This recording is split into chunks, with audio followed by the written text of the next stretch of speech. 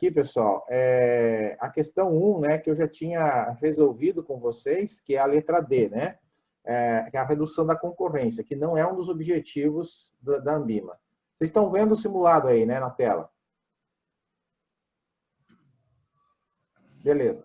Número 2. As primeiras questões estão relacionadas muito à questão dos códigos, tá bom, pessoal? Lá no meio nós temos questões relacionadas com a lavagem de dinheiro e no final questões relacionadas com as heurísticas. Então, mais ou menos assim que eu distribuí aqui o questionário, tá? E tem algumas no meio de controle interno também. Então, aqui são instituições, são obrigações das instituições participantes determinadas pelos princípios gerais do Código de Investimento da Anbima. Então, lá dentro do código, tem os princípios gerais. O primeiro, respeitar o dever de diligência, preservar o sigilo das informações dos fundos, zelar pela relação fiduciária entre a instituição participante e o cotista, atuar com transparência sobre as informações do fundo.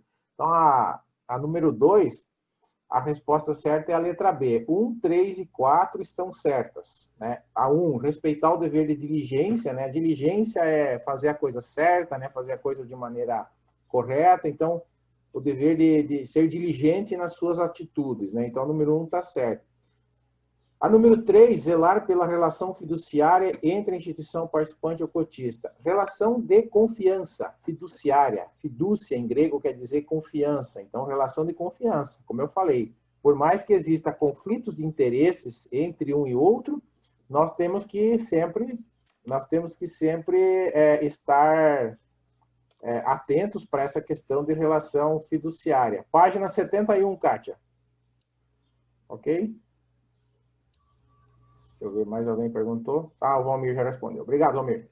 E questão número 4, alternativa 4, atuar com transparência sobre as informações do fundo. Então, por que a 2 está errada, né? Por que a número 2 está errada? Preservar o sigilo das informações do fundo. Na verdade, um fundo de investimento ou todos os investimentos que o banco vende, ele precisa passar as informações para o cotista. Então, ele tem que passar a informação quanto que é a taxa de administração, qual foi a rentabilidade, qual que é o endereço, onde ele pode ligar para procurar, para tirar dúvidas ou para reclamar, quem são os administradores, né? Tudo isso são informações do fundo. Isso não pode ocultar, isso tem que informar, tá certo? Aqui daria para confundir com a questão do sigilo bancário, mas não é o que está em questão aqui, né? É claro que eu não posso informar quanto que a Suzana tem aplicado lá no meu banco, na minha cooperativa. Isso é sigilo bancário, isso é lógico. Eu não posso ficar passando o CPF dos investidores, né? Não faz sentido, certo? Isso nem em público e nem privado. E nem no boteco no final de semana, né? De repente está lá reunido com os amigos e fala assim, cara, o Gilberto aplicou R$1 milhão essa semana lá comigo. Nossa, eu estou muito feliz. Cara, isso não, né? Pelo amor dos meus filhinhos, não pode fazer isso, né, gente? De jeito nenhum. Nem que o cliente for teu parente, nem que for teu pai, tua mãe. Não pode falar para ninguém, né? Isso é sigilo. Mas aqui não está falando de sigilo, está falando com relação às informações do fundo. É diferente. Entenderam? Então, a correta é a letra B de bola. 1, 3 e 4 estão corretas. Esse tipo de questão tem caído bastante. São questões um pouco mais longas. Você tem que analisar uma por uma.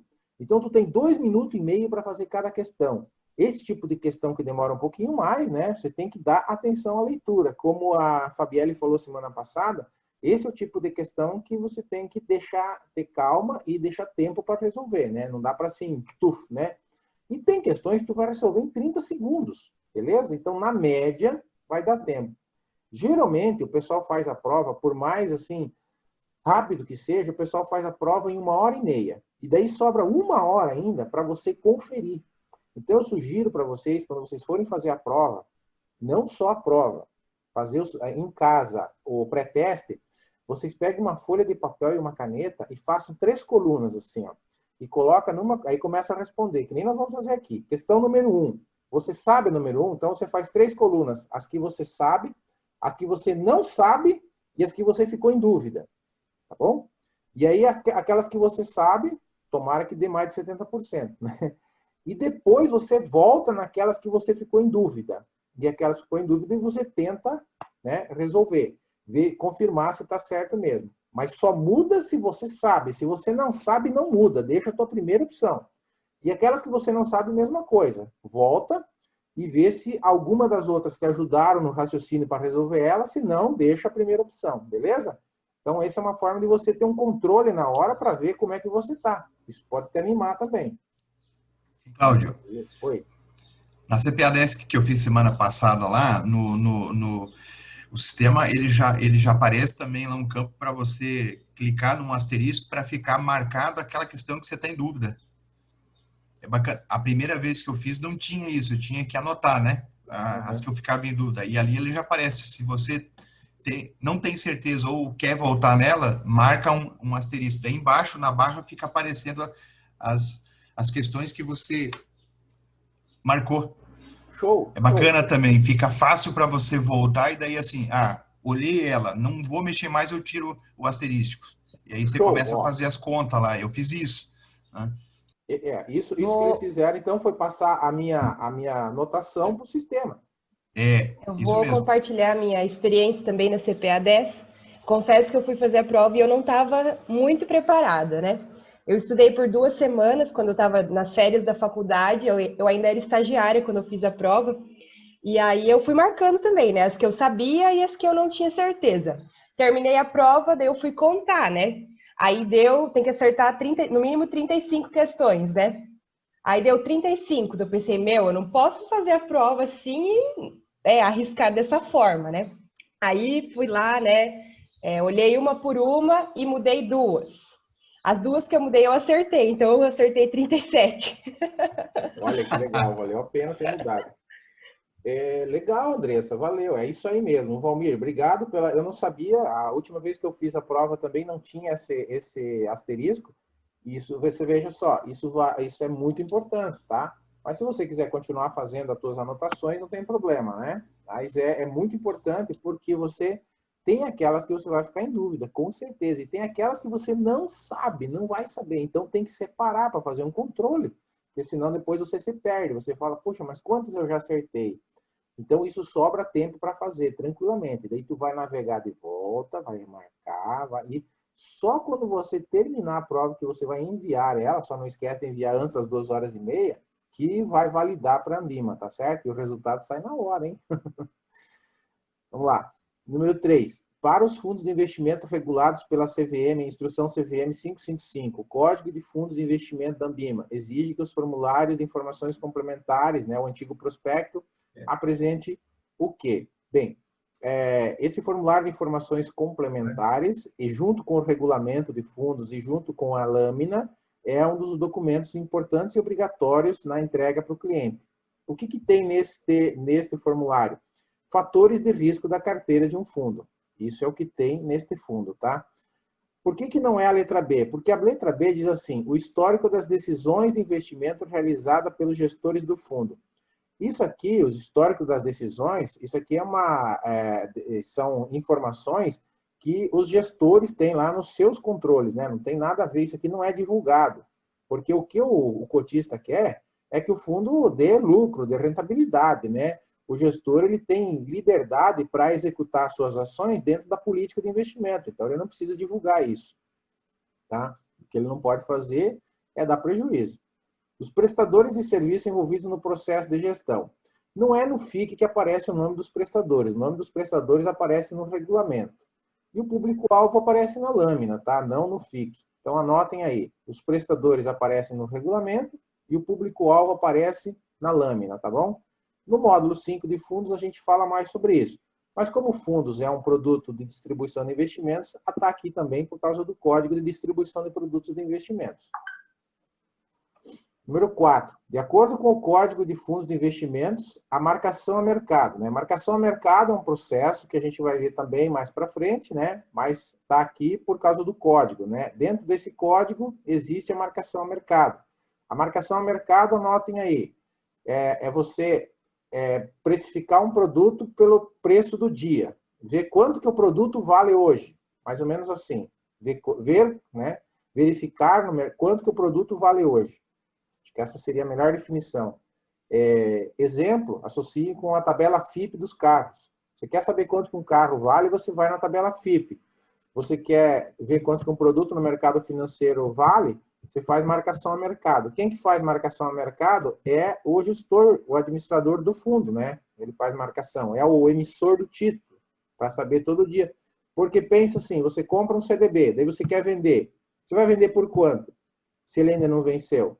Então tem que ter essa marcação, para saber quanto que o banco vai ter que pagar para aquele investidor a hora que ele vier pedir para resgatar o dinheiro. Porque os produtos têm preço. Tudo tem preço no mercado financeiro, tá? E daí tem que ter um preço para devolver o dinheiro para o cliente, né? Então, qual que é o objetivo da marcação a mercado? Então, eu dei o conceito, que é verificar quanto que ele vale hoje, tá? Qual que é o objetivo disso? O objetivo é essa letra A aqui, ó. Isso aqui cai muito na prova. É evitar a transferência de riqueza entre os cotistas. Porque você imagina, você está lá num fundo de investimento que tem um monte de gente, cada um tem uma quantidade de dinheiro diferente, né? Se você não sabe quanto que o produto vale hoje, de repente, aquele investidor que tem mais informações, ele acaba saindo antes ou comprando mais cotas e acaba prejudicando o outro cotista. Então, a marcação a mercado ajuda a tornar o mercado mais equitativo, igual, né?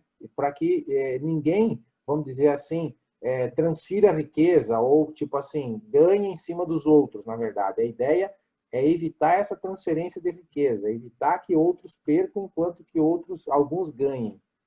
Fixar a rentabilidade mínima para a cotista, né?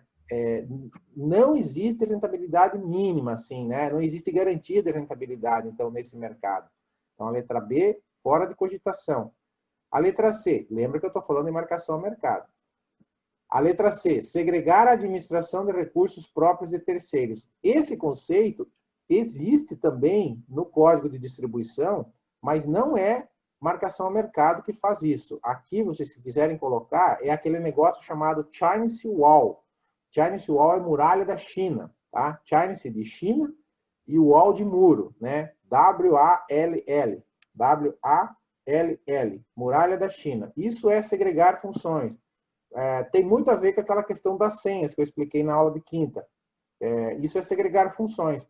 Quando você não deixa que um caixa faça todas as transações que ele precisa para transações de determinados níveis, solicitar a senha de um superior, você está segregando funções, tá?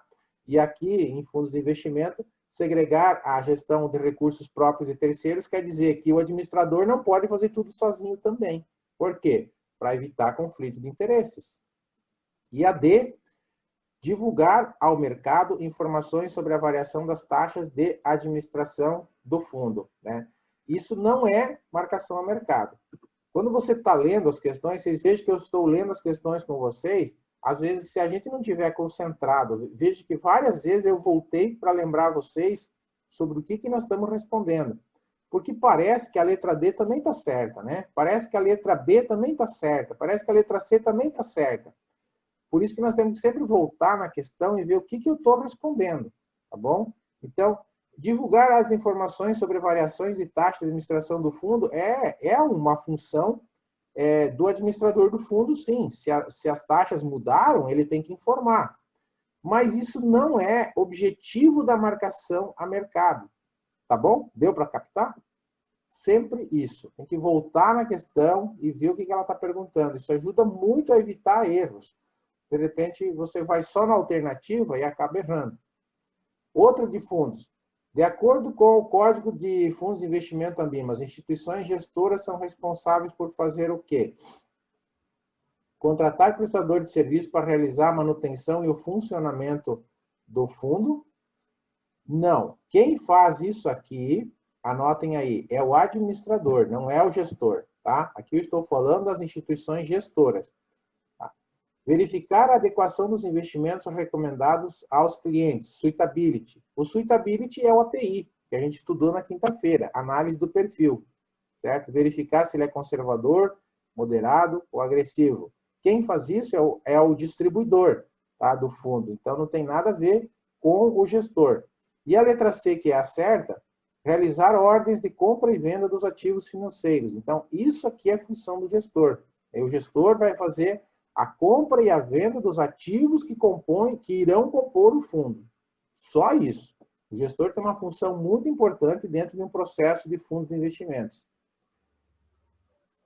Cara, não sei se vocês estão com a apostila impressa, mas mesmo que vocês não tiverem, pega um papel, anota aí, questão 5 e coloquem as respostas das alternativas que eu estou falando. Por exemplo, letra B, quem faz isso aqui, e que eu falei, né, que é o distribuidor, e assim por diante. Porque isso vai ajudar vocês a estudar depois.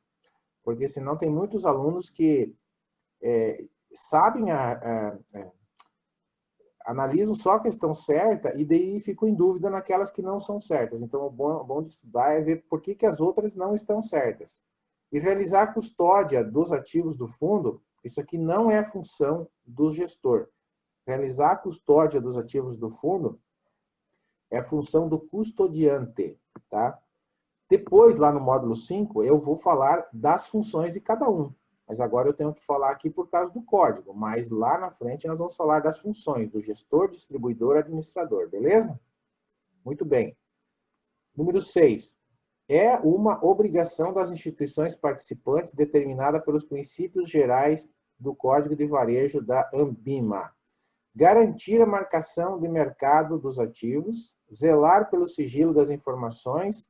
Letra C. Zelar pela relação fiduciária entre o participante e o gestor, realizar uma análise prévia e criteriosa quando contratar serviços de terceiros. Né? Número 6. É uma obrigação das instituições participantes determinada pelos princípios gerais do Código de Varejo da Anbima. Resposta certa, letra D.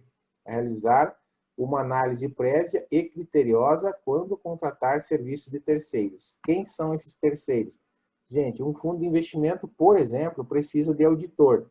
Então, ele, para contratar um auditor, né, ele tem que pegar um auditor que saiba fazer aquele trabalho e que seja credenciado ao IBRACON, à CVM, enfim, que tenha, ao Banco Central, que ele tenha responsabilidade técnica para assumir aquele trabalho. Então, isso é muito importante. Da mesma forma, se ele for contratar um custodiante, um distribuidor, ele precisa analisar a capacidade técnica, né, fazer uma análise prévia e criteriosa desse cara.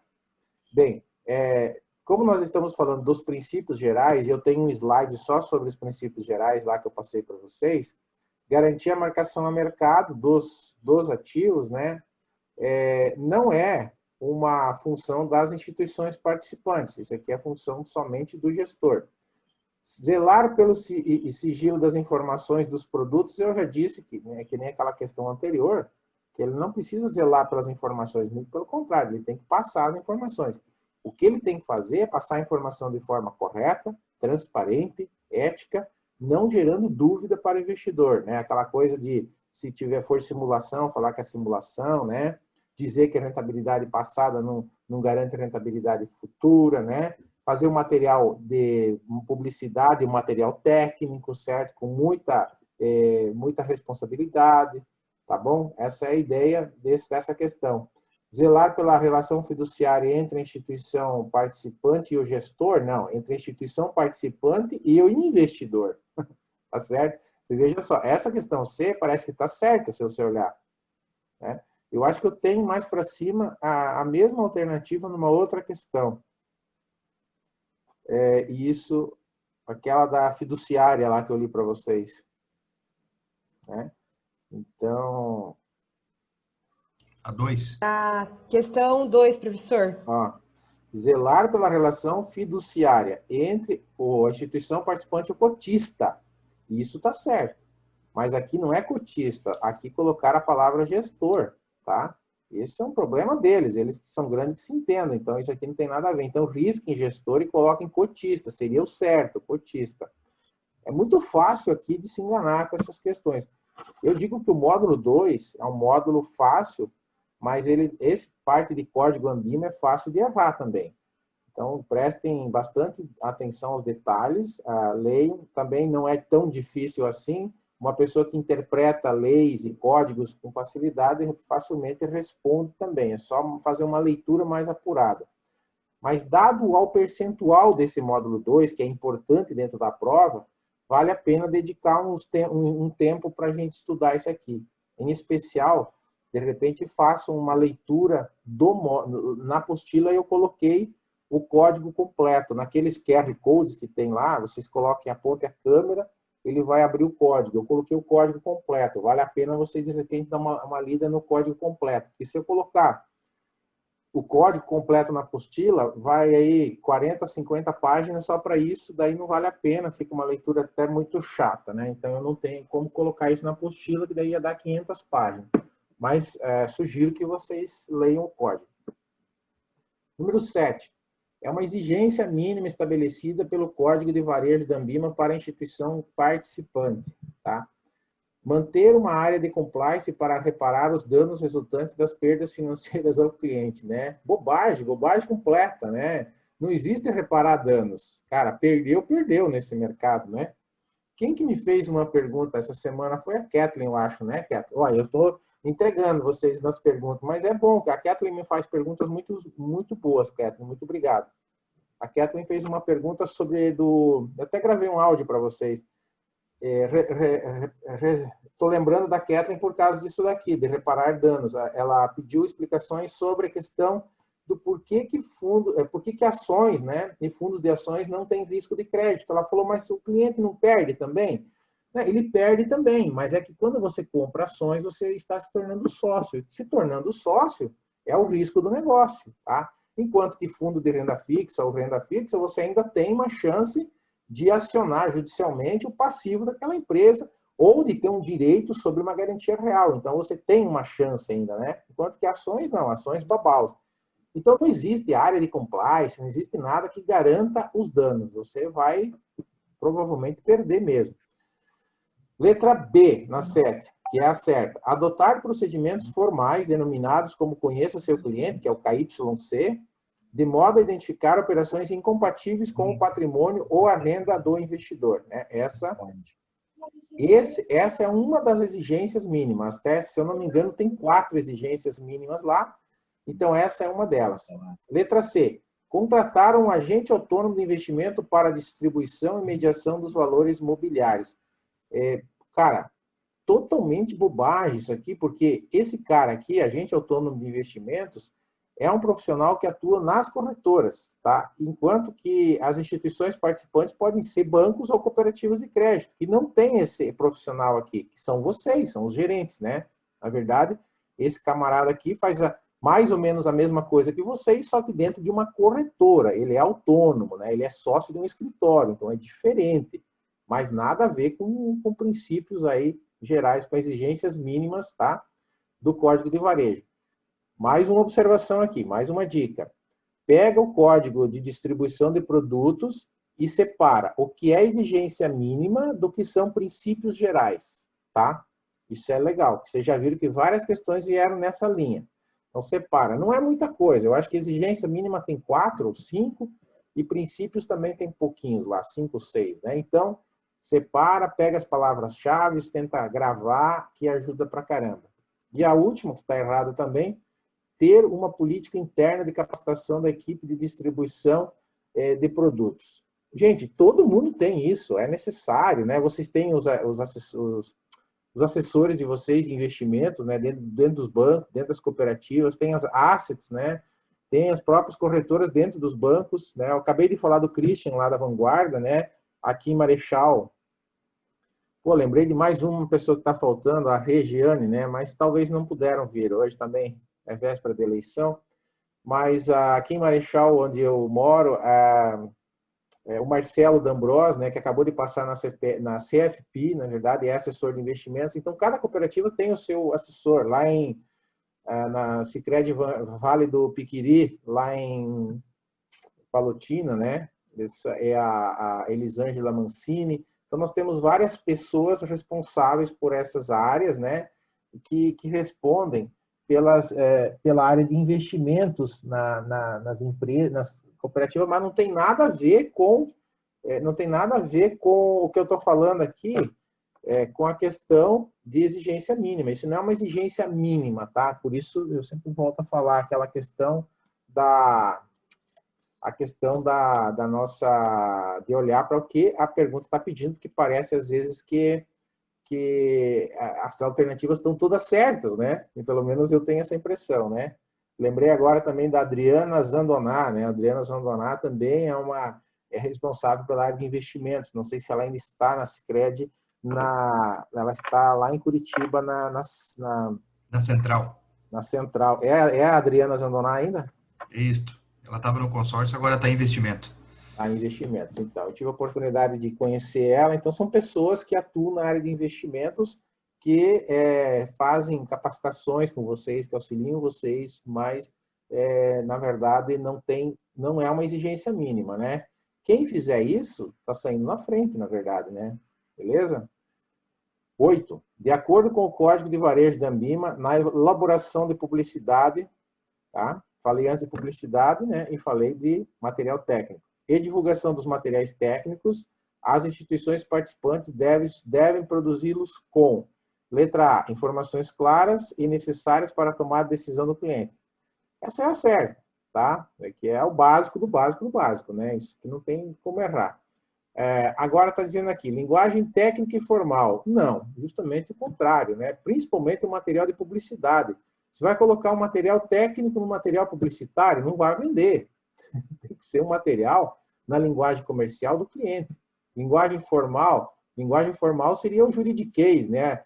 Desculpa a analogia aí, Gilberto, com a tua profissão, né? Mas, na verdade, é isso, né? Se a gente for ler os termos que vocês usam na profissão para propor uma petição ou para fazer um contrato, são termos técnicos. Isso para vender investimentos não pode ser assim, né? Isso não está falando só do jurídico, contabilidade também usa termos que economia, então, nem se fala, né? Às vezes colocam termos em inglês lá para complicar ainda mais, né? Só nesse sentido. Então, não pode ser linguagem técnica e formal.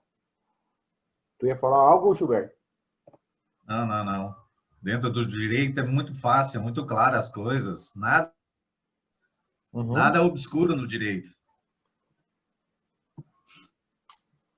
Tá bom. Sim. Tá, eu concordo.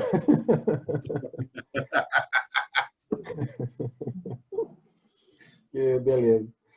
Eu adoro essas discussões sobre as áreas, né? Direito, na verdade, o direito, contabilidade e administração fazem parte das ciências sociais. E eu atuo justamente nessas áreas. Então, tem as discussões. É como discutir com o economista, com o engenheiro discutindo com o técnico, né? Isso não leva a lugar nenhum. O bom é que todo mundo se dá bem. Mas não cabe aqui a gente, né, alongar, só queria dar este exemplo, né, que a linguagem tem que ser clara. Promessa ou garantia de resultados. Muito cuidado com isso, tá? Muito cuidado. Porque a gente não pode fazer promessa. Falando em promessa, a gente está em época de eleição, né? É a mesma coisa que candidato. Então, fazer um material de publicidade, por exemplo, colocando lá no material que está prometendo X% de rentabilidade como garantia, isso não é permitido. E, por último, expectativas do administrador em que não exista uma base técnica. Mesma coisa. O administrador fazer uma proposta, uma propaganda, mas sem base técnica. Falar assim, olha, eu acho que a Selic vai chegar a 5% no final de 2021. Tá certo?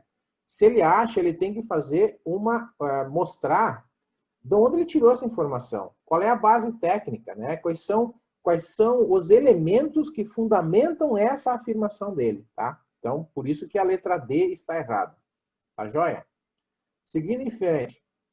Agora vamos mudar um pouco de assunto. Vamos para o API. Até agora eu falei bastante sobre código. Agora vamos falar do API. O API tem 3 pilares. No pilar da situação financeira do investidor, como parte do processo de API, estabelecido pelo Código de Varejo da Anbima, a instituição deverá obter informações sobre o cliente, tá certo? Para fazer o API. Muito bem. Primeira, sobre os tipos de produtos, serviços e operações com os quais ele tem familiaridade, o valor e os ativos que compõem o seu patrimônio ou a necessidade futura de recursos declarada. Resposta certa, gente, aqui são as 3, na verdade, né? Porque a gente tem que pedir para o cliente, na situação financeira, quando ele vai precisar do dinheiro. Porque isso influencia o quê? Se eu vou investir a curto, médio ou longo prazo.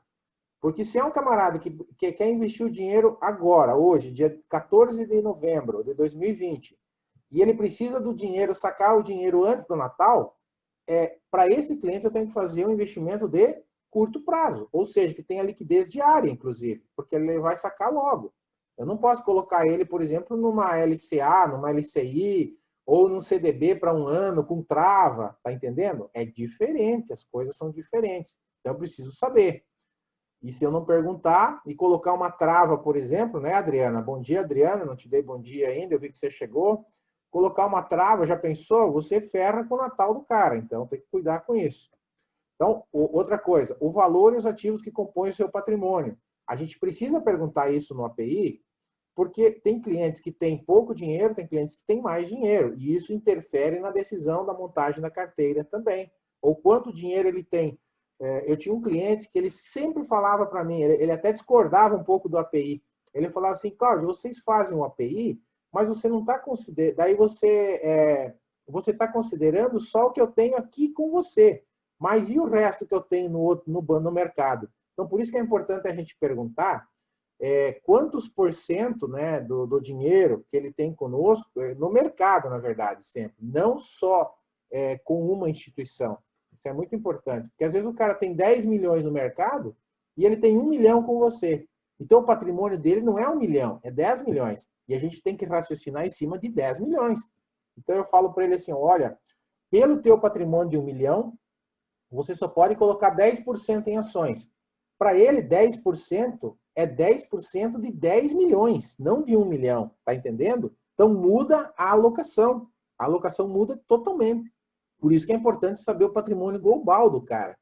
E essa discussão ele sempre fazia. Falou, pô, Cláudio, você tem que analisar o todo e tal, né? Mas aí depois foi até sugerido uma mudança no API, por causa que ele vivia falando isso. No API, não. Opa, mais uma pessoa, uma ciclista na família. Isso aí, Gilberto. Os tipos de produtos, serviços e operações com os quais o investidor tem familiaridade, né? Isso aqui é importante também a gente perguntar no perfil do investidor. Ter uma perguntinha lá sobre isso. Porque se o cara só investe a vida inteira em poupança, né, dificilmente essa pessoa vai querer investir em renda variável. Esse cara provavelmente tem grande aversão à perda, inclusive, né? Porque se ele só investe em poupança, ele tem aversão à perda. Por que o cara não sai da poupança? Porque ele tem medo de perder, né? Então, essa é a ideia. Mesmo perdendo, na verdade, na poupança hoje, né? Mas ele não sabe porque ele não quer perder mais. Ele acha que aquilo que ele está perdendo na poupança, vamos dizer assim, tá tudo bem. Então, as três estão certas, tá? Isso aqui são perguntas que devem fazer parte, né, da coleta das informações do API. Se vocês forem pegar o API de vocês lá, o banco de vocês, a cooperativa de vocês vão ver que na situação financeira tem perguntas relacionadas com esses assuntos aqui, tá? São diferentes as perguntas, então não importa eu abordar aqui as perguntas, o que importa é que tem que fazer o API e geralmente o API vai dar uma classificação de risco e depois dessa classificação de risco a gente leva para uma formação de carteira, né? A gente faz um gráfico de pizza, daí fala assim, olha, para você que é conservador, nós vamos colocar 70% na renda fixa e 30% nós vamos, na renda fixa pós-fixada e 30% nós vamos colocar aqui em outros produtos. Entenderam? A gente vai distribuir de acordo com o perfil dele. É assim que se trabalha. Se chama Asset Allocation. Mas isso cai na CEA, depois nós falamos disso, né? Quando vocês chegarem lá. O cadastro dos dados dos clientes das instituições financeiras, tá? Vamos lá, cadastro, né? Vamos falar de cadastro dos clientes, dos dados dos clientes. Número 10. Deve reunir o maior número de informações, independentemente da atualização desse cadastro para a prevenção à lavagem de dinheiro. Tá, essa questão aqui também, ela é fácil se você ler as alternativas, só que tem que tomar cuidado, porque está cheio de pegadinha. Então, a primeira parece que está certo, mas não está por quê? Ó, independentemente da atualização desse cadastro. Está errado por isso, porque o cadastro tem que ser atualizado a cada ano. Então, como é que independente da atualização do cadastro? Não é por aí, né? Tem que atualizar sim o cadastro. Letra B. Deve estar completo e atualizado para auxiliar na verificação da capacidade financeira desses clientes com o objetivo de prevenir crime de lavagem de dinheiro. Essa é a alternativa certa, tá? Tem que estar atualizado. Letra C. pode ser atualizado pelos canais de atendimento telefônico sem necessidade de comprovação de dados. Até na vírgula está certo. Pode ser atualizado por canais de atendimento telefônico, ou pela internet, ou pelo app, né? Esses dias eu recebi da instituição que eu sou cliente um pedido de atualização do meu cadastro, tudo pelo aplicativo. Inclusive, eu mando anexo lá os meus comprovantes e mando pelo aplicativo. Então, muito bacana. Ou seja, eu não preciso mais ir ao banco, né? Aliás, eu só vou no banco mesmo quando eu estou com saudade de falar com alguém lá, mas eu não preciso literalmente mais, né? Essa semana eu fui lá sacar dinheiro, Gabriela, antes que você me xinga, né? Mas não é muito comum, mas eu fui porque eu queria fazer campanha, você viu, né? Usei isso como artifício, mas eu não Sempre tem um interesse. Meu chefe chegou lá, daí eu tava... Você deixou o santinho lá, né, do seu irmão. Deixaram lá na mesa do Roberto, daí ele chegou, o Cláudio passou aqui, né? Eu falei, passou. Uhum. O Roberto que trabalhou contigo na HSBC. Porque eu vou pouco no banco, né? Mas daí a minha esposa quase me deu não ideia. aparece, realmente. Vai lá e saca o dinheiro, daí você já faz a distribuição de santinho, porque eu não sou político, né? Eu falei, eu vou ter que inventar alguma coisa. Então, eu estou usando esse gancho só para brincar com... Mas que eu não sou, né? A gente vai pouco ao banco hoje em dia, né? Adriana, você chegou, né? Você tinha vindo, voltado. Eu acabei de falar de você, tá? Só para ilustrar. Mas eu estava dando um bom dia para você, na verdade. Tudo certo, Adriana? Adriana? Não sei. Ok. E a última, né? Entenderam essa aqui, então, letra C? Ó, tem que comprovar, gente. Mesmo fazendo atualização pelo aplicativo, tem que comprovar, tá? Principalmente aquilo que eu falei da resolução 2025, né? Renda, endereço, RG e CPF, né? Porque já foi no Brasil uma fase que tinha pessoas que tinham mais de um CPF, e tinha gente que abria conta no banco com o CPF da esposa, ou a esposa com o CPF do marido, do filho, era normal isso aí, né? Então era uma bagunça. Melhorou bastante. E a letra D pode ser atualizada a qualquer momento a critério da instituição. Não. A qualquer momento, a critério da instituição, não. Vai depender do cliente trazer os dados. Se o cliente não trazer as informações, não tem como atualizar. Às vezes você pede, não é assim que acontece, Kézia? Você pede o documento para o cliente e o cliente não traz. Você consegue fazer alguma coisa? Não consegue. É assim, né? Aí o cliente pede um financiamento, daí está demorando para sair o financiamento. Daí você fala para ele, sim, mas você ficou de me trazer o comprovante de renda e não trouxe. Ah, mas é que eu não tenho comprovante de renda, não sei o quê. Ah, eu esqueci. Não dá para fazer, né? Então a gente tem que trabalhar com quatro mãos, né? É a mão do banco e as mãos do cliente, na verdade. Não tem como fazer a coisa sozinho. Não dá para ir lá no sistema e atualizar o cadastro se você não fez uma atualização, né? Tá certo? Ah, mas não mudou nada. Não, mudou sim. A declaração de renda, ela tem data. O teu olerite de março de 2020, vence em março de 2021, tá certo? Ah, mas não mudou nada. Geralmente eles falam isso. Não importa, o que importa é a atualização da data, tá certo? Pode ser que você nem trabalhe mais naquela empresa, né? Outra coisa, geralmente tem correção de valores de um ano para outro. Ah, mas é pouquinho, não importa, tem que corrigir a data e o valor. Então, não fica discutindo, tem que fazer. Atualizações, né? E o que tem de gente que gosta de burlar uma regra também não é fácil. Então tem que tomar muito cuidado, porque a decisão do banco de emprestar dinheiro, ela é muito pautada em cima do cadastro. E um cadastro mal feito gera um empréstimo mal feito. E o que vai ocasionar isso? PDD na tua carteira. Então tem que fazer uma análise muito completa. Número 11. O princípio do conheça seu cliente tem como objetivo o quê? KYC. Conheça seu cliente. A gente já falou um pouco lá numa outra questão. Vamos lá. Manter os investimentos atualizados sobre as características dos produtos bancários, né? Os investidores atualizados, né? Isso aqui, sim, o banco faz isso, mas não é um princípio do KYC. Reunir o maior número de informações para identificar possíveis clientes inadimplentes. Também o banco faz isso, mas não é um princípio do KYC. Alertar os clientes situações em que possam vir a adquirir produtos inadequados ao perfil de risco. Essa aqui eu poderia ficar em dúvida, mas isso aqui é função do API, tá? É o API que faz isso.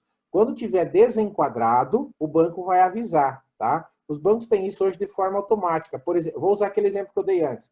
Você aplicou 70% em imposto fixado e 30% em outros produtos. Tá? E o teu perfil é conservador. E aí, você começa a, de repente, o rendimento começa a cair muito, né? E começa a desenquadrar da tua situação de conservador. E está indo ali para quase que um moderado, né? Então, esse desenquadramento é informado para o investidor. Fala assim, ó, o teu perfil está desenquadrado. Daí você tem que refazer o perfil ou mudar os teus investimentos. Essa é a ideia. Sempre buscando equilibrar a relação risco-retorno, né? Para que o investidor não perca dinheiro. Porque se você é conservador, você não quer perder dinheiro. Você quer simplesmente acompanhar algum benchmark e ponto final. E isso tem que ser muito respeitado no mercado financeiro, né? Por anos isso não foi muito respeitado, não era assim. E tinha gente que perdia dinheiro do dia para a noite por não saber onde o dinheiro dele estava investido. Ainda tem gente que não sabe hoje onde o dinheiro está investido e quanto rende, né? E isso é um erro, né? Por conta da nossa falta de educação financeira também, né? Mas alguém entrou. Letra D, que é a certa, né? Realizar monitoramento contínuo das transações efetuadas pelos clientes para identificar aquelas que são consideradas suspeitas de acordo com o patrimônio ou renda do investidor. Então, essa é a função do KYC, tá? Reunir as informações para ver se o cara não está lavando dinheiro. Número 12. Quanto ao registro das operações dos clientes, as instituições financeiras são obrigadas a mantê-lo. Então, aqui é aquela questão, né? No mínimo 5 anos, né? Até 10 anos, depois que encerra a conta, tá beleza? Então, resposta certa, letra C, integralmente, identificando esses clientes pelo prazo mínimo de 5 anos, tá bom? Então, não é a letra A, por quê? Sem identificar os clientes. Cara, daí não tem necessidade, né? Então, a letra A e a letra B tá errada por isso. E a letra D tá errada porque ela tá falando pelo prazo mínimo de 10 anos, né? É no máximo 10 anos, é no mínimo 5. É de 5 a 10 anos, tá? Então, essa é a regra para manter os dados dos clientes, dos cadastros dos clientes, depois que ele encerra o relacionamento com o banco. O banco tem que manter por no mínimo 5 anos os documentos. Tá bom? Anotem em algum lugar aí para vocês lembrarem depois. De acordo com as regras, normas do Bacen e da CVM, considera-se um indício de crime de lavagem de dinheiro a realização de transações. Vamos lá. Oi. Uma pergunta, esse prazo de 5 anos tem alguma coisa a ver com o prazo de execução fiscal? Provavelmente sim. É o mesmo, né? É o mesmo prazo. Provavelmente sim. Para que possa, se for acionado judicialmente e algum juiz queira fazer, como é que chama aquele processo, Gilberto, que o juiz pede... Ele pede documentação, né, para o banco tem que fornecer, né? São os pedidos de informação sobre movimentação financeira para verificar se contribuiu com o fisco ou não, né? É o prazo mínimo 5 anos. Máximo, né? 5 anos. Então, tem tudo a ver com isso, exatamente. Por isso que o prazo mínimo é 5 anos. Depois o banco pode detonar, né? Mas os bancos estão hoje com essa questão da tecnologia, né, da digitalização, então ficou mais fácil, né, de guardar isso aí por mais tempo, né? Até porque o banco também tem interesse em resguardar as informações, porque vocês sabem, né, que tem muita ação judicial contra banco também, principalmente aqueles processos que buscam fazer recálculo de juros, né? E isso precisa daí buscar informações do passado, né? E às vezes até mais tempo, né? Então, o banco também tem interesse, Gilberto, em armazenar essas informações, tá certo?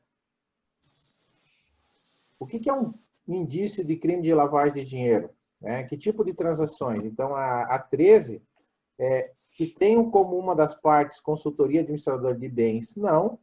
Valores superiores a 10 milhões? Não. Nas quais não é possível identificar o beneficiário final? Sim. Essa aqui eu não vou me alongar nas explicações, porque eu já expliquei durante a aula, beleza? Então, é a letra C a resposta correta. E a letra D não tem nada a ver. 14. As instituições financeiras têm a obrigação de comunicar a ocorrência de determinadas operações suspeitas de lavagem de dinheiro para quem? É 14, tá? Para o Ministério Público, para a Polícia Federal, para o COAF ou para a Receita COAF. Federal? Oi? COAF. COAF. COAF, né? Beleza? Ou, operações suspeitas à lavagem de dinheiro é COAF, né? Ah, mas não vai para a Polícia Federal? Não. Se o COAF achar que é suspeito, o COAF manda para a Polícia Federal para investigação, tá? Não tem nada a ver. 15. A 15 eu também já trabalhei com vocês durante a aula e a resposta certa é 50 mil, que é o valor mínimo que tem que ser divulgado, né, igual ou superior a 50 mil, é o valor mínimo, né, que acima desse valor precisa ser informado ao COAF, né, transações iguais ou superiores. Então, cuida com essa palavra igual ou superior. Por quê? Como eu coloquei uma pergunta lá, né, de 49.999. Isso não precisa ser informado se não for suspeito. Agora, 50 mil e um centavo já tem que ser informado, em até 24 horas. Isso é a obrigação da instituição. Se não fizer isso, a instituição pode sofrer sanções, né? Advertências, multas, ou descredenciamento, como a gente já falou. Cassações. 16. Quanto ao descumprimento das obrigações das medidas de lavagem de dinheiro, os agentes sujeitos às penalidades administrativas são o diretor responsável pela implementação e pelo descumprimento dessas medidas e mais quem? Aí, mais ou menos o que eu estava falando, né? A questão das punições. Então, a questão 16 é a letra C. Além do diretor responsável, a instituição também ela é responsável, né? Está sujeita às penalidades, né? A instituição financeira e também os demais administradores da instituição. Então, os administradores, o diretor responsável que implementou essas questões relacionadas à lavagem de dinheiro. Peraí que tem gente chegando aqui. Acho que a Adriana está com problema, porque ela já entrou e saiu 2 vezes, né? A Adriana e mais alguém. Eu acho que é a Kátia, né? Não, a Kátia está aí. Não, Cláudio, sou eu. É que eu vou sair e daí eu vou ficar pelo celular, tá? Eu preciso levar a minha menina para a Toledo. Não, tá beleza, Valmir, tá beleza. Depois eu vou usando. Estava com problema, sim. Adriana tá aí? Voltei. Ah, tá. Eu vi que você também tá saindo e voltando, tá com problema. Caiu a internet, não conseguia. Viu, pessoal? Deixa eu só fazer um comentário. Se vocês acharem muito ruim fazer aula no sábado, a gente pode mudar isso também, tá? Eu não sei. Só um comentário, que eu senti que hoje deu uma baixada na participação, né? Então, vamos fazer um teste hoje, né? Por isso que eu estou corrigindo o simulado também. Mas, se vocês sentirem que não dá, no sábado a gente muda a agenda. Para mim não tem problema. Eu só não posso...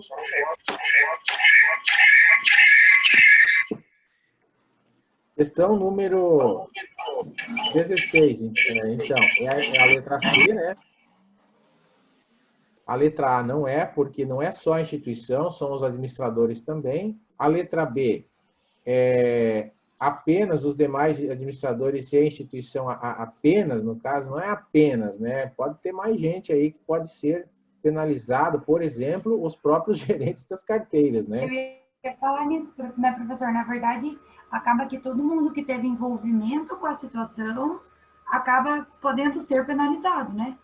Exatamente isso, Gabriela, exatamente. Inclusive, no ano passado, né, teve uma situação aí envolvendo um banco, né, não vou falar o nome, mas foi notícia nacional, que teve 2 gerentes de agência ou gerente de carteira que foram presos. Depois foram soltos, mas foram presos e por problemas relacionados aí à lavagem de dinheiro, tá bom?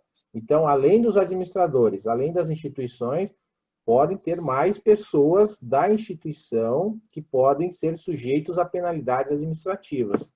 Então, aqui tem a letra D, não é porque o funcionário... Por isso que a palavra apenas aqui mata a D, não pode ser a D daí, né? E a letra D não é porque o funcionário da instituição responsável pela conta apenas, né? Aí punir só o gerente também não, né? Pelo amor de Deus. Ele ficaria muito pesado, né? Então, essas 2 apenas aqui eliminam a B e a D, tá? Ou seja, as 3 que têm apenas, cuidado com essas palavrinhas aí que são meio que genéricas, né? Elas acabam sempre indicando a questão errada. Ao praticar a lavagem de dinheiro, o indivíduo está criminalmente sujeito a quê? A pena de inabilitação para o exercício do cargo de administrador das pessoas jurídicas, a pena de reclusão e multa, a pena de cassação ou suspensão da autorização para o exercício da atividade, operação ou funcionamento, a pena de reclusão apenas. Então, essa discussão já foi levantada pelo Gilberto na aula de quinta, e a gente chegou aí à conclusão que as penas são cumulativas e pode ser, e é reclusão e multa. Claro que nós temos a advertência também, né? Mas são 3 penas: advertência, reclusão e multa. Aqui eu não coloquei advertência, mas não quer dizer que a letra B está errada, né? Então, essas são as 2 penas a que o indivíduo está sujeito, tá bom?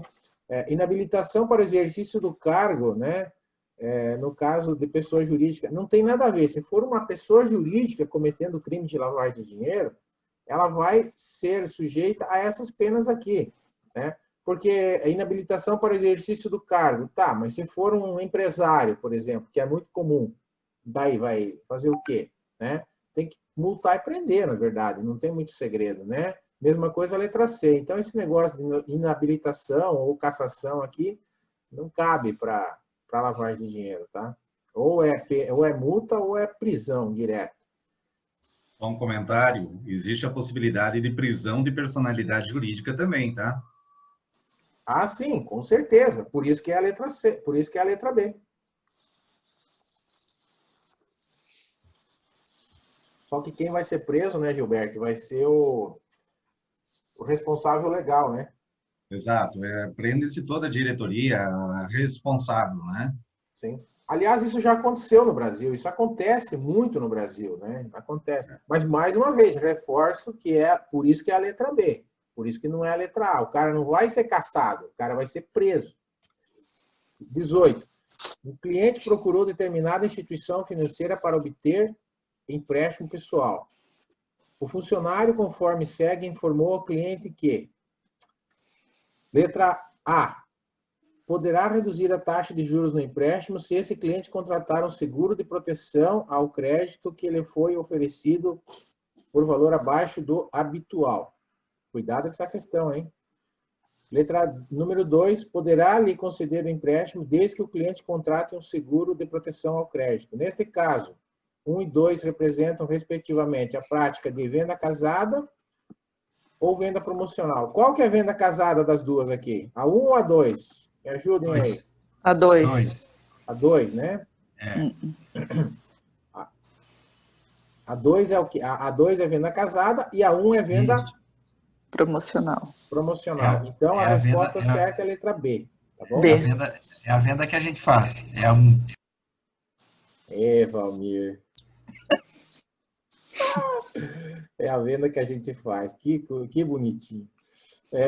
Número 1 é promocional, número 2 é casada. Porque aqui, ó, ele poderá reduzir as taxas se ele contratar um seguro. Ele está condicionando o seguro à redução de uma taxa. Mas na 2, ele está dizendo assim, ó, ele vai liberar o empréstimo se ele contratar o seguro. Aí ele está condicionando a liberação do empréstimo à contratação do seguro. Isso não pode, né? Beleza? É a mesma coisa que uma loja dá desconto e falar assim, mas você só vai ganhar o desconto se você levar 2 peças, né? Mais ou menos assim. Isso aí é venda casada, na verdade, né? Para investidores idosos, são recomendáveis investimentos de, né, na 19. Na 19, é isso? Isso. Baixo risco e baixa liquidez. Não. Baixo risco e alta liquidez. Alto risco Sim. e alta liquidez. Alto risco e baixa liquidez. Primeiro, investidor idoso não, a não ser que ele tenha uma predisposição ou que ele tenha alto patrimônio, alto risco não é indicado. Então, letra C e D eu riscaria do mapa, tá bom? Alto risco não é indicado para investidores idosos. Fico entre a A e a B, beleza? Qual que é a diferença entre a A e a B? É a liquidez, tá? O que é a liquidez? É a capacidade de eu transformar o meu investimento em dinheiro a qualquer momento por um preço justo. Muito bem. Um idoso, ele precisa de liquidez? Teoricamente, sim. Sim, sim. Com certeza, um idoso ele pode precisar fazer uma cirurgia a qualquer momento. Não só um idoso, mas o idoso mais, né? Um idoso Sim. pode precisar do dinheiro para comprar remédio, ele pode precisar de dinheiro para ajudar um filho, né? Ou um neto. Gente, então ele precisa de alta ou baixa liquidez? Alta. Alta. Alta liquidez, letra B. Baixo risco e alta liquidez. O que é alta liquidez? É investir, por exemplo, num produto que tenha liquidez e rentabilidade diária, como um CDB diário, como uma poupança, um fundo D0, né? São investimentos diários, certo? Esses são os produtos indicados para o investidor idoso. É claro, como eu falei, aqui eu estou respondendo essa pergunta, né? Mas nós temos investidores idosos que têm bastante dinheiro, tá certo? E ele tem, aí você pode distribuir a carteira dele, aquela coisa, não vai deixar tudo em alta liquidez, deixa quanto que ele precisa. Eu preciso de 4 mil por mês para viver. Então você coloca lá o valor suficiente para que ele possa resgatar 4 mil por mês no D0. E o resto você alonga, né? Mais ou menos assim, para que ele consiga ter acesso àquela parte do dinheiro, mas não precisa colocar tudo. Porque quando a gente busca baixo risco e alta liquidez, como é que fica a rentabilidade? Eu já estou fazendo analogia com o módulo 4. Como é que fica a rentabilidade? Alta ou baixa? Baixa. Baixo risco e alta liquidez. Como é que fica a rentabilidade? Baixa. Oi? Baixa. Baixa, exatamente, tá bom? Não tem como, em termos de risco, você conciliar alta liquidez, baixo risco com alta rentabilidade. Isso não existe. Haja vista poupança. Você tem liquidez na poupança, então quem investe na poupança não está em busca de rentabilidade. Quem quer rentabilidade tem que abrir mão da liquidez. Esse é um dos aspectos. E muitas vezes abrir mão do risco também, né? Ou seja, correr um pouco mais de risco. Vamos falar muito disso mais para frente. 20. Para um casal jovem que procura uma instituição financeira com o objetivo de investir recursos para a sua aposentadoria, entre as alternativas apresentadas abaixo, a mais indicada é função... É a mais indicada? Qual que é a mais indicada, né? Na 20, para eles. Um casal jovem que quer investir para aposentadoria. CDB pós-fixado e taxa DI com liquidez diária, fundo de renda fixa com alta duração soberano, fundo de renda fixa referenciado ao DI, ou CDB pré-fixado de 2 anos. Bem, primeiro eu vou eliminar duas, tá? Eu vou eliminar a letra A, por quê? Se o cara pensa a longo prazo, ele não precisa de liquidez diária. Concorda comigo? Ele quer investir para aposentadoria. Então, um negócio de longo prazo. E a letra D, mesma coisa. CDB pré-fixado de 2 anos, né? Se ele quer investir para longo prazo, eu não posso travar o negócio só para 2 anos. Aposentadoria é um negócio que nós estamos falando de 30 anos. Beleza? Então, tem que pensar em longo prazo. Elimina a letra A e a letra D por isso. A letra C, gente, quando a gente fala de fundo de longo prazo e investimento em DI, DI é um negócio mais para curto prazo, que rende pouco, que acompanha a taxa Selic, então também não é indicado. Aqui o indicado seria renda fixa, sim, com alta duração, soberano relacionado a títulos públicos, né? Títulos do país, então por isso. Mas em especial aqui, ó, com alta duração, ou seja, com a duration bem longa, né? Com o vencimento mais longo. Essa é a ideia aqui, tá? A palavra-chave aqui é com alta duração. É a única alternativa, aliás, que fala sobre a duração. 21. As regras de suitability determinadas pela CVM são aplicáveis às recomendações de produtos ou serviços que sejam realizadas por meio de...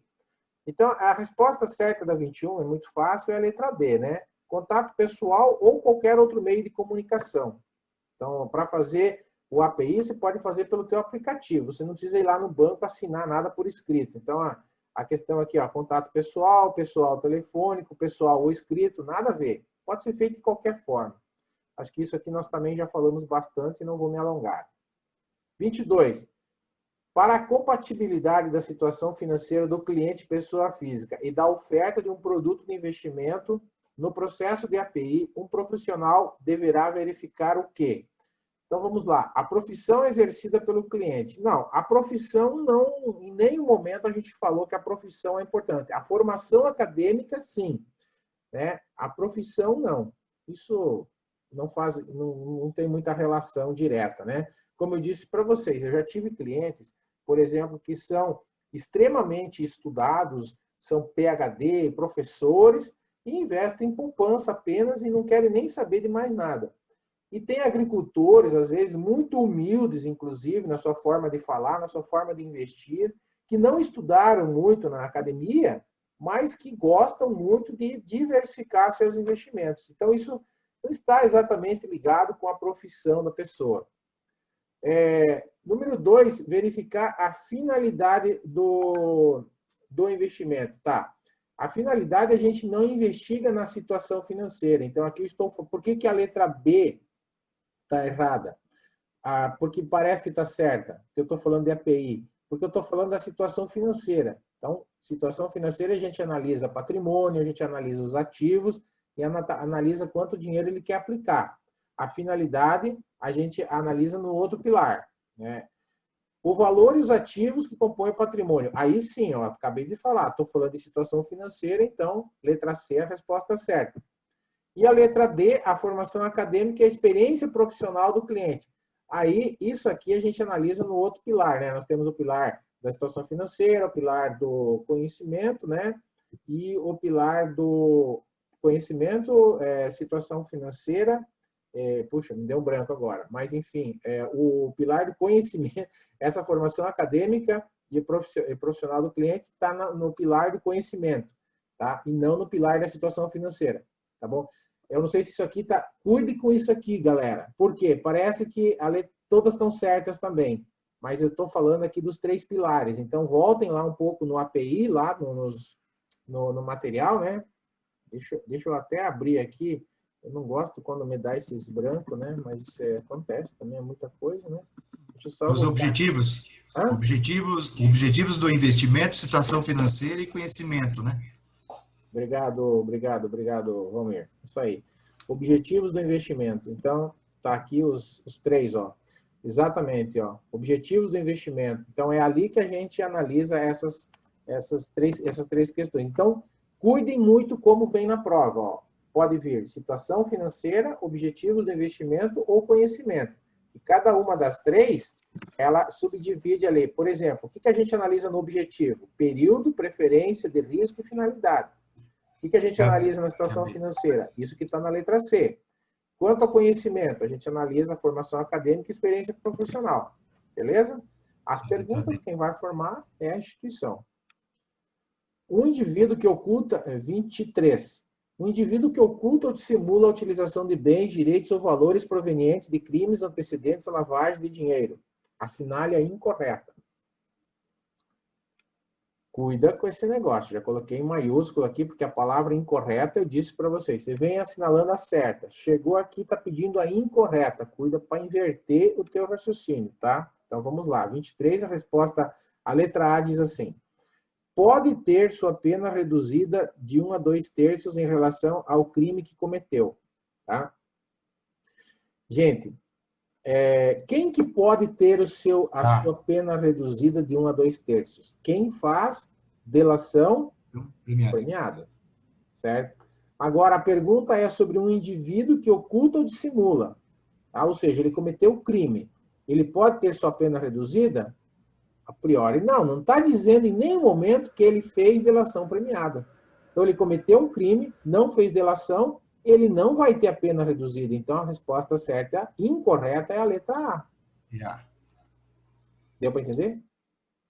Agora, as outras 3 vão ver se estão certas. Recebe a mesma pena daquele que cometeu o crime de lavagem de dinheiro. Beleza? Perfeito. Sua multa pecuniária não será superior a 20 milhões. Beleza? Correto. Se for reincidente, sua pena poderá ser aumentada de 1 a 2 terços. Beleza. Certo. Entenderam? Então, a letra B, a letra C e a letra D estão corretas. A letra A está errada. Por isso que é a letra A. E por que a A está errada? Porque em nenhum momento fala que ele fez delação premiada pelo cometimento desse crime. Ficou tranquilo essa? 24. Em relação à resolução 2554, essa aqui fala sobre os controles internos, né, galera? Tá? Vocês vejam que eu estou falando, eu dei lá um spoiler lá no começo, nós íamos falar sobre esses assuntos e estão presentes aqui. Então, a 24 vai falar sobre implica na marcação a mercado de todos os ativos que fazem parte da carteira do fundo de investimento, impedindo a transferência de riqueza entre cotistas. Não, a resolução não fala disso. Limita eventuais perdas em posições de investimento. Não, isso aqui já está errado, porque falar de limitação de perdas de investimento não tem nada a ver. Visa garantir a confiabilidade e segurança das informações geradas, criticando os dados e identificando as inconsistências. Também não tem nada a ver. E a letra D envolve todas as atividades da instituição financeira, seus sistemas de informações financeiras, operacionais e gerenciais e o cumprimento das normas legais. Então, essa é a alternativa correta, né? Na 24, tá certo? Sobre controles internos. Está mais relacionado com a questão dos seus sistemas de informações gerenciais e operacionais e cumprimento das normas legais, né? Deixar a coisa funcionando em todas as atividades da instituição, não apenas em alguns lugares ou, né, em alguns segmentos. 25. Cliente, dono de padaria, mais ou menos que nem aquele caso da banca lá, né? Dono da padaria na periferia de São Paulo, abriu recentemente uma conta na agência onde você trabalha. Ontem ele recebeu um depósito de 1 milhão e fez várias transferências com valores inferiores a 10 mil para diferentes cidades, somando um valor total de 990 mil. Em relação ao crime de lavagem de dinheiro, essa operação, ela é suspeita ou é normal, galera? Primeira coisa que vocês têm que descobrir aqui, se ela é suspeita ou normal, porque ela é excludente, né? Então eu tenho que excluir duas. Se eu definir que ela é suspeita, daí nós vamos ler o resto da questão. Se eu definir que ela é normal também. O que vocês acham? Ela é normal ou é suspeita? Suspeita. Suspeita também. Beleza. Ela é suspeita, galera. Por que ela é suspeita? Porque o cara fez várias transferências de valores inferior a 10 mil. Isso aqui levanta suspeita, né? Por E ser ainda inferior a disse que 10 mil. abriu recentemente, né? A conta, enfim. Abriu uma conta recentemente, exatamente. Ele fez a transferência para várias cidades, né? E ele transferiu quase todo o valor, né? Galera, pode ser indício, como pode não ser nada. Pode estar tudo certo, né? Então, mas isso quem vai decidir é o COAF, não somos nós. Nós temos que comunicar. Então, se for suspeita, como a gente falou que é, não é a letra B e não é a letra D. É a letra A ou a letra C. A letra C, qual que é a diferença entre as duas? A letra C fala assim, suspeita correspondente à terceira fase, integração. Gente, as transferências são relacionadas à fase da ocultação, que é a segunda fase, tá? Que é a fase que você faz a distribuição do dinheiro para evitar que se descubra a origem do dinheiro. Então, a resposta certa é a letra A, a segunda fase, ocultação. Tranquilo? 26. Após uma crise recente, um investidor se baseia em informações como a rentabilidade nos últimos 6 meses de um fundo de investimento e análise econômica para sua tomada de decisão. Esta heurística é a D. Né? Qual que é essa heurística? Né? Voltando nas heurísticas, eu comecei falando de heurística, termino falando de heurística. Né? Deixa eu tirar meu zap aqui, que está fazendo barulho. Qual que é a certa aqui? Representatividade, coragem, ilusão de controle ou otimismo? 26. Representatividade. O cara tomou decisões baseadas em fatos, né, dos últimos 6 meses para análise da sua tomada de decisão. Né? Representatividade. Não tem disponibilidade, que seria fatos recentes, que poderia gerar dúvida. Já tiramos. Então, ficamos com representatividade. A empresa 27, a empresa XYZ de capital aberto vai dividir no final do mês um lucro recorde que supera todas as expectativas. De posse dessa informação ainda não divulgada, o diretor de relações com investidores indica a compra dessa ação para o clube de investimento do qual seu irmão é cotista. caracterizando uma situação de, né? Isso aqui é um insider trader, né? Trading ou front runner, né? É o que está dizendo aqui. Então, vamos lá, né? Ele pegou uma informação não divulgada ao mercado, tá?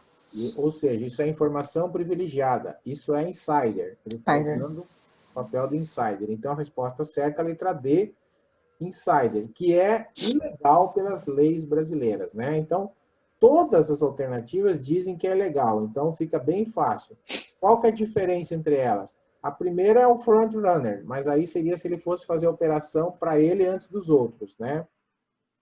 E pode ser uma informação já divulgada. Book builder não tem nada a ver com o peixe. Block trader, trading, também não. Então, só sobrou a letra A e a letra D. Como é informação não divulgada, é a letra D, insider, né? Beleza? Beleza, né? Sim. 28. Heurística em que o efeito framing interfere. Efeito framing significa em inglês estrutura. Estrutura lembra de estruturação. É a forma como uma proposta te é apresentada. Então, 28, letra B de bola, estruturação. 29. Procedimento que deve ser adotado pelas instituições financeiras para segregar atividades referentes à administração de recursos próprios e de terceiros, com o objetivo de evitar possíveis conflitos de interesses. Então, isso aqui eu já falei lá atrás, e o nome disso aqui se chama Chinese Wall. Chinese Wall. Lá no começo, se você não conseguiu anotar direito e tal, Chinese Wall é muralha da China, eu até coloquei aqui muralha de segregação para confundir vocês, barreira de segregação, né? Às vezes chamam isso aqui de barreira de informação, também está correto, tá? Chinese Wall ou barreira de informação. Então, é bem fácil lembrar, né? É uma barreira para evitar conflito de interesses entre eu e você, entre a instituição e o investidor, entre o investidor e entre cotista e instituição, e assim por diante. Então, resposta certa, letra D de dado.